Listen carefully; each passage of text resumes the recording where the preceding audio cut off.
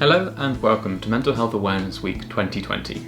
Now this week, the Mental Health Foundation are focusing their campaign all around kindness. Kindness is a fantastic theme to be focusing around purely because everyone does, I'd hope, would delve into an element of kindness, and I think those little acts of kindness are so important as you go through life. Whether that be offering to help a mate with their shopping, whether that be putting your umbrella over someone in the rain, whatever, those little acts can actually go a really long way, and I think it's hugely important.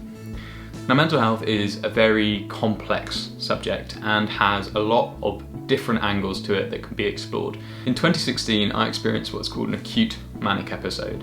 And for all intents and purposes, it is an isolated episode of mania, which is where one has a boost in certain neurotransmitters in the brain, in this case dopamine, and in my case made me feel like I was on top of the world. Because I've never done this sort of thing before, I'm going to take the opportunity of each day of this Mental Health Awareness Week to speak about a different aspect of mental health, which will obviously build up to Sunday and where I am now and how I deal with it and how I manage it. They'll be released at 5 PM every day, and hopefully you can tune in and watch them.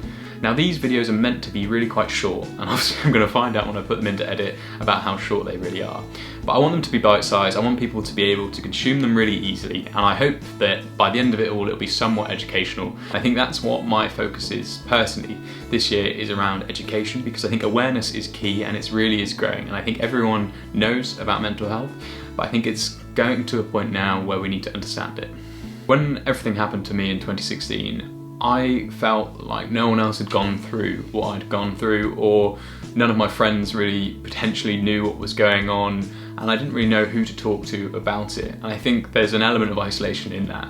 Now we are 4 years on from when I had my incident, and I feel like the conversation is really opening. I think that's fantastic, and I feel that there's a lot more understanding and welcoming conversation from both friends, from strangers, and from family, and I think that is a key driver in why I'm doing these videos this week. My hope is that even if it helps one person to understand potentially what they're going through and potentially see, how the journey of recovery looks like and some of the troubles and the pitfalls that one can experience, I hope that it can help them. It's mainly just about getting that conversation started and seeing that yes, everyone may seem like there are calm waters, but lots of times there's a lot going on under the surface that we don't always see.